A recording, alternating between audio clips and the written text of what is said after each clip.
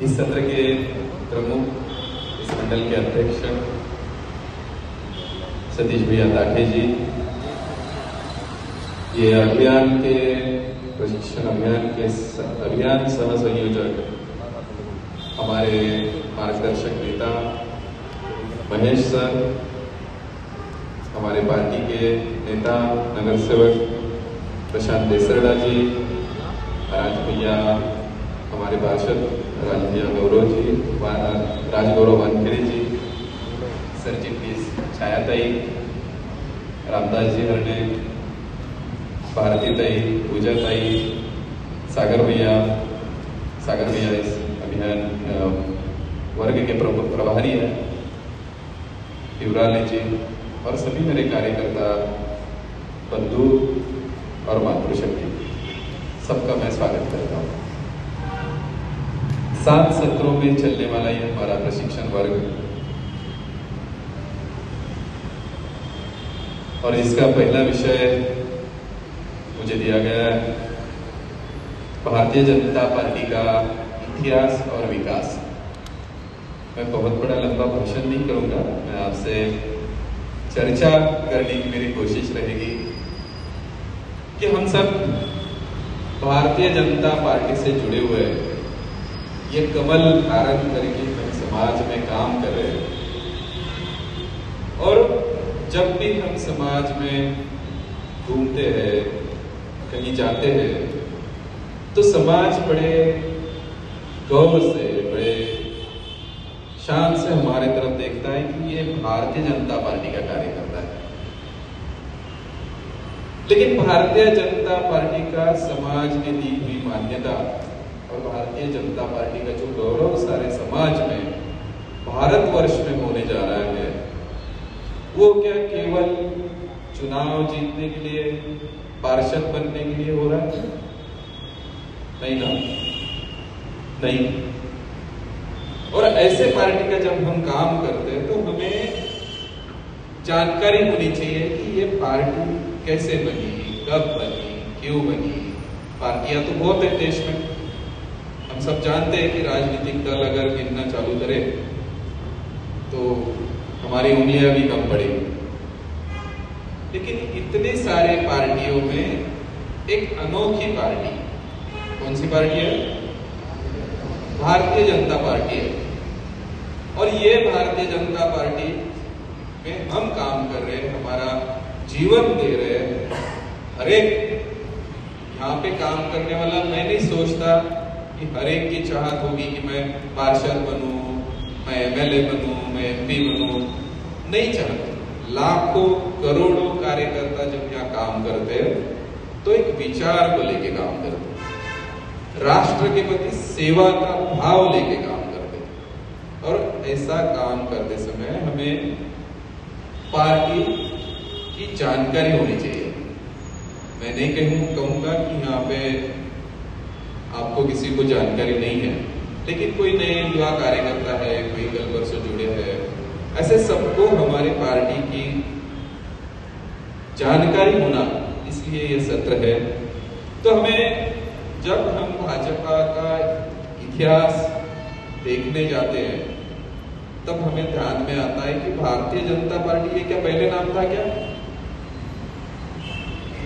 पीछे वाले भी बोल सकते था कि ये नाम नहीं था? क्या था पहले नाम?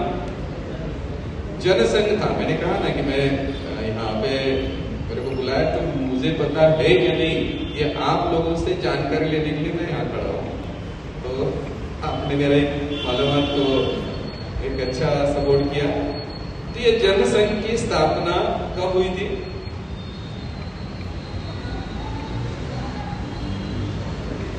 जी 1900 नहीं, थोड़ा सा एक साल आगे चले गए, थोड़ा ठीक है, कोई ज्यादा बड़ी गलती नहीं है। 1952 कहा, लेकिन 19 अक्टूबर 1951 में और डॉक्टर श्यामा प्रसाद मुखर्जी जो थे उन्होंने की थी।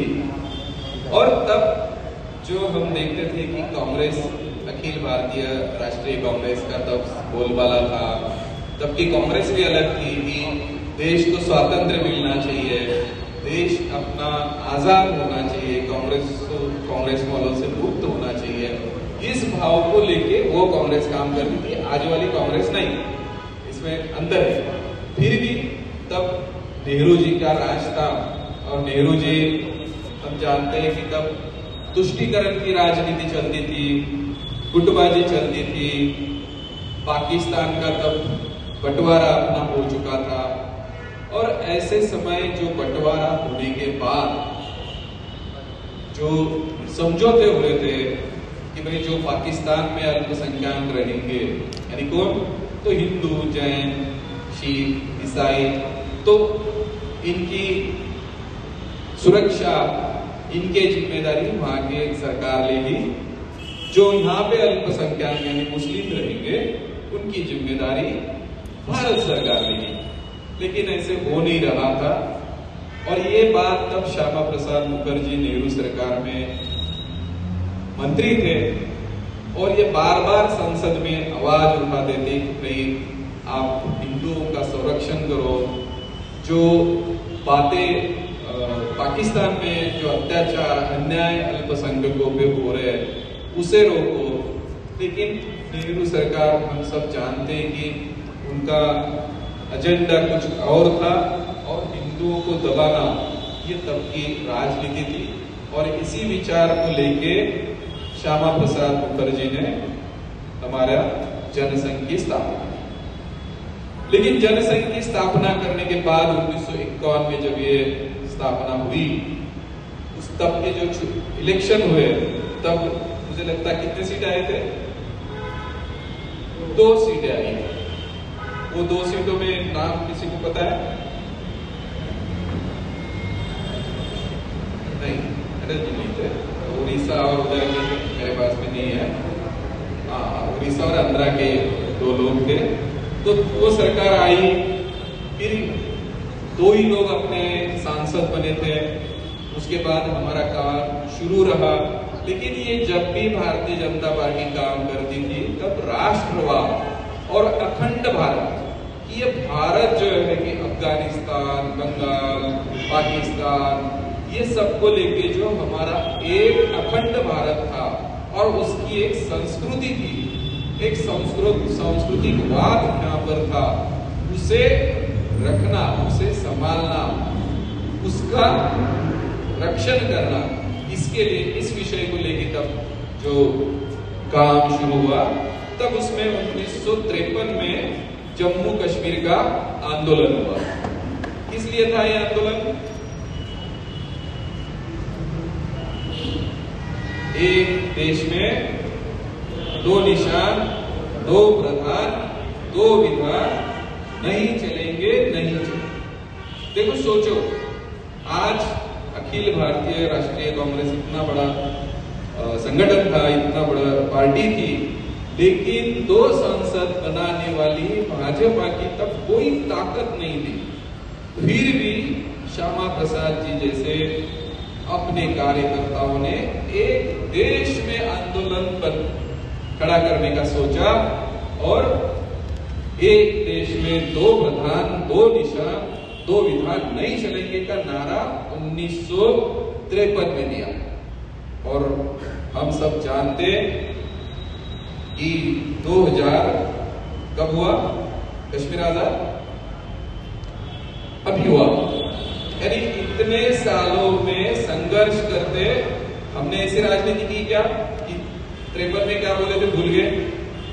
जो विचार हमने सोचा, जो विषय, जो शब्द हमने जनता को दिया, जो संकल्प हमने किया, वो 70 साल के बाद पूरा करने का जो विषय है वो केवल और केवल हमारे भारतीय जनता पार्टी ने किया और कोई राजनीतिक दल या संगठन ने ये विषय नहीं किया। ये हमारे लिए बड़ी गर्व की बात है और हम उस पार्टी के कार्यकर्ता हैं।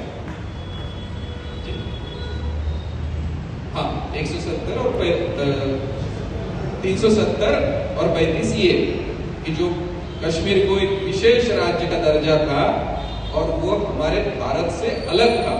भारत का जो डॉक्टर बाबा साहब अंबेडकर ने जो संविधान बनाया वो वहां पे नहीं चलता था। तो ये बात 1953 में एक दो संसद थे, तब भाजपा ने उठाई थी। मतलब देश का विचार, इस राष्ट्र का विचार और ये भारत माता हमारी है, इसका अखंडत्व संभालने का विचार हमारे सिवा कोई इस देश में नहीं करता है, ये हम सबको मालूमात होनी चाहिए। उसके बाद आपने देखा होगा 1954 में दूसरा आंदोलन हमने किया, वो था गोवा मुक्ति आंदोलन। मतलब अपना देश कब आजाद हुआ था? 1947 में। तो गोवा कहाँ है? भारत में। लेकिन 1510 में पोर्तुगीज भारत में आए थे और पोर्तुगीजों ने ये गोवा पे आक्रमण करके 1510 से वो यहाँ पे राज चला रहे थे। और जब 1947 में हम स्वतंत्र हुए तो पोर्तुगीज के वो राजा था, उसने कहा कि ये पोर्तुगाल का हिस्सा है और ये भारत का हिस्सा नहीं है, इसे हम आजाद नहीं होने देंगे। तब अभी सोचो कि श्यामा प्रसाद मुखर्जी कहाँ बंगाल में होंगे, हमारा कार्यकर्ता की कोई बल नहीं, तब कोई ताकत नहीं, और तब हमारे देश के आखिरी कोने का कोई विचार करता है, कोई उसको अखंड भारत से टूटने नहीं देना चाहता। तो ये था केवल और केवल हमारे जनसंघ के कार्यकर्ताओं का विचार। और तब ये आंदोलन पूरे देश भर में ये चलाया और 14 साल के बाद 1961 में 19 दिसंबर 1961 में यह आंदोलन को यश मिला और गोवा मुक्त हुआ। 19 दिसंबर वो तब भी गोवा मुक्ति का आंदोलन, मुक्ति दिन कहा जाता है, वहां पे सेलिब्रेट होता है। तो 14 साल नेहरू सरकार ने हमारे देश में सत्ता पे बैठने के बाद भी कोई विचार नहीं किया था। 2 संसद वाले पार्टी ने ये विचार किया और हुआ।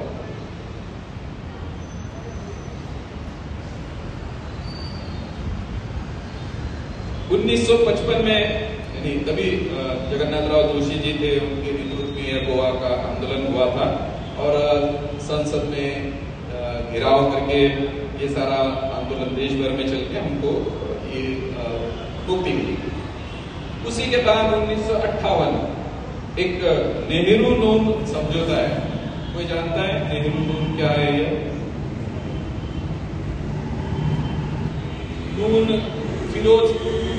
फिरोज खान तब पाकिस्तान के मंत्री थे और अपने पंडित नेहरू जी अपने प्रधानमंत्री थे और इन्होंने बेरूबारी यानी जो बंगाल है, बंगाल में बेरूबारी नाम का जगह है, उसका जब सीमावादों को सुलझाना था और तब ये सोच रहे थे कि नेहरू जी ये जो पूर्वी पाकिस्तान का ये जो हिस्सा बेरूबारी जो गांव है ये पूर्व पाकिस्तान को देना चाहते हैं। तो ऐसा दे सकते हैं क्या? देश का पंतप्रधान अपने देश का कोई हिस्सा दूसरे देश को दे सकता है क्या? तो ये कोई सोचने वाला नहीं था। सारे भारतीय नागरिक नेहरू जी जो बोलेंगे वो सुन रहे थे, उनको जगाने वाला कोई नहीं था।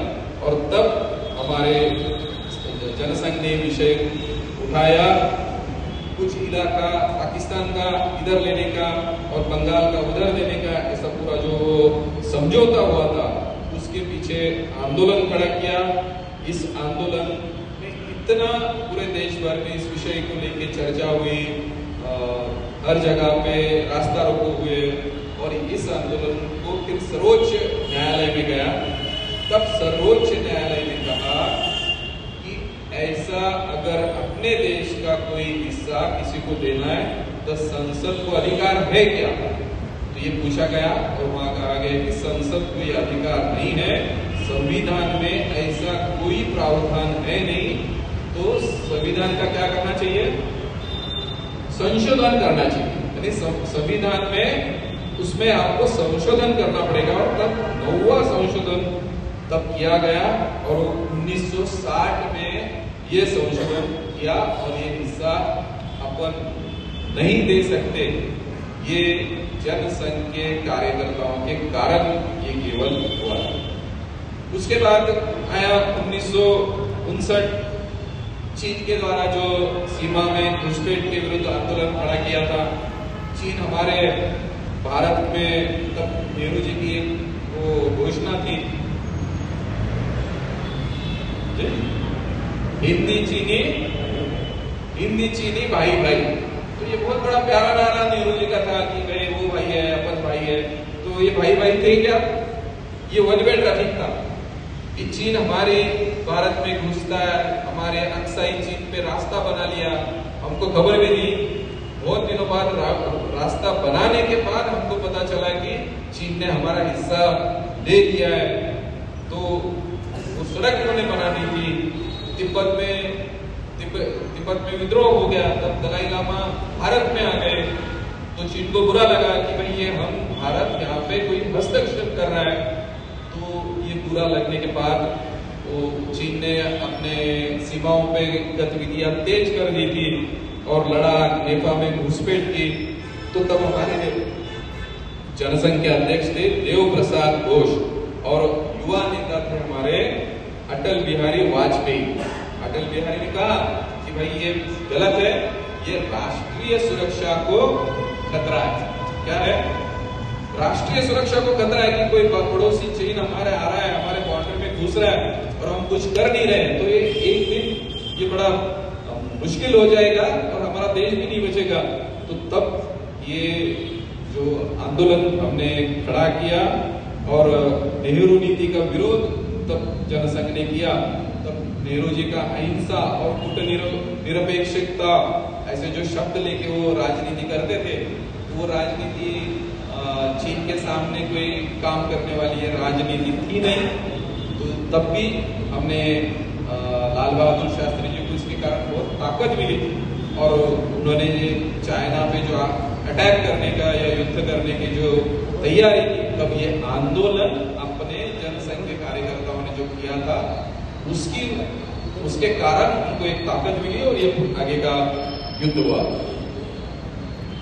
इतने में से रुके क्या हम? नहीं रुके। 1964 का साल था। देखो 1964 में तब परमाणु क्षमता बढ़ानी चाहिए, यानी एटम बम बनाना चाहिए। ये कहने वाले हमारे जनसंघ के कार्यकर्ता थे।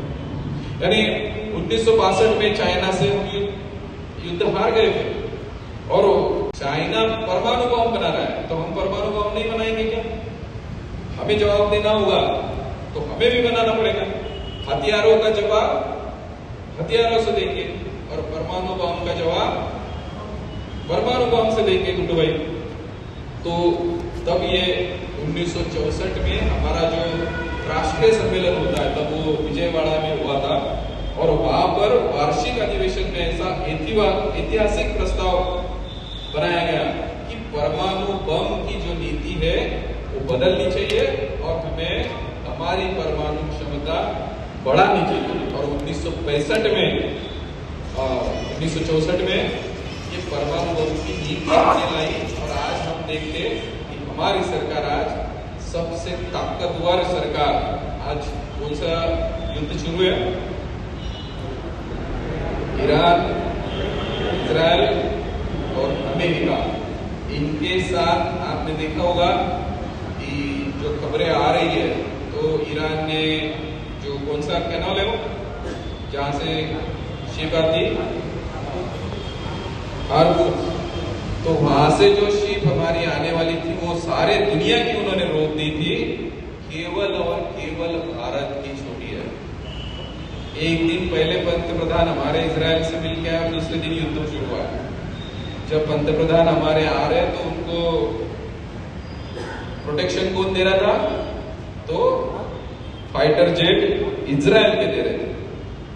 आज अमेरिका जो इराक पे अटैक कर रहा है, वो हमारे किसके साथ उसने परसों कॉन्ट्रैक्ट किया? हमारे देश की कंपनी रिलायंस के साथ कॉन्ट्रैक्ट किया।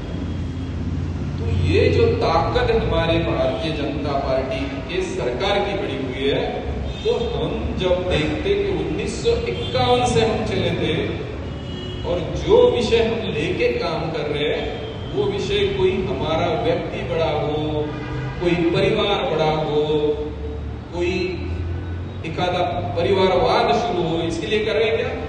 इसलिए नहीं है। तो ये सारा जो काम चल रहा है ये राष्ट्र प्रथम, उसके लिए हम काम कर रहे हैं। फिर 1965 में कच्छ का आंदोलन हुआ। कच्छ कहाँ पे है? गुजरात में।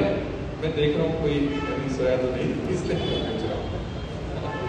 तो तब दिल्ली में एक कच्छ, पाकिस्तान ने कच्छ के कुछ इलाके पे कब्जा किया था, इसी का ध्यान नहीं था। ध्यान देने वाला इस देश में हर जगह पे कौन था? तो जनसंघ का कार्यकर्ता था। और दिल्ली में 5 लोग, राजभैया 5 लोगों का इकट्ठा हुए, उन्होंने आंदोलन किया और इस कच्छ का जो हिस्सा था वो हमने मुक्त कराया था। और फिर आपातकाल लगा बाद में। किसकी सरकार थी तब? विजय भाई आप है यहाँ पे? इंदिरा जी की सरकार थी। और 1975 में उन्होंने, जब वो हार रही थी, तब हार गई थी, तो उन्होंने आपातकाल लगाया। और आपातकाल इमरजेंसी जिसे कहते हैं हम, तब उन्होंने हमारे सारे आरएसएस वालों कार्यकर्ता, जनसंघ के कार्यकर्ता, इनको जेल में डाल दिया। 2 साल उन्होंने 1975 से 77 तक इमरजेंसी रखी। और जब ये आंदोलन को रोक नहीं पाई, उधरे पूरे देश में जब उनको इंदिरा जी को दिखा, तो उन्होंने 77 को फिर इमरजेंसी हटाई और चुनाव उन्होंने करवाए थे। लेकिन वो 2 साल बहुत बुरे हमारे देश के लिए काला धब्बा। आपने देखा होगा पिछले साल सभी लोगों ने आंदोलन किया था कि इमरजेंसी के खिलाफ। तो ये करने वाला, ये 75 में तो यहाँ बहुत सारे युवा कार्यकर्ता नहीं होंगे, लेकिन जब हमने पिछले साल वो आंदोलन किया, तो महेश दादा इन कार्यकर्ताओं को इमरजेंसी क्या होती है, आपातकाल क्या होता है, ये दिखाने के लिए हमारा ये आंदोलन था। फिर 1984 में हमने राम जन्मभूमि का आंदोलन शुरू किया, जो और भी हिंदू संगठनों ने किया। इस आंदोलन को हमने राष्ट्र भर सब जगह पे हमने फैलाया। और आज हमारे सामने हमारे प्रभु राम की अयोध्या की जन्मभूमि मुक्त हुए, उसमें ये हमारा भी बहुत बड़ा हिस्सा है। लेकिन ये 77 के बाद जब प्रशांत जी जानते कि जब ये इलेक्शन डिक्लेयर किए थे इंदिरा गांधी ने, तब देश का माहौल अलग था और जनसंघ के कार्यकर्ताओं ने सोचा कि अपन अकेले नहीं लड़ सकते।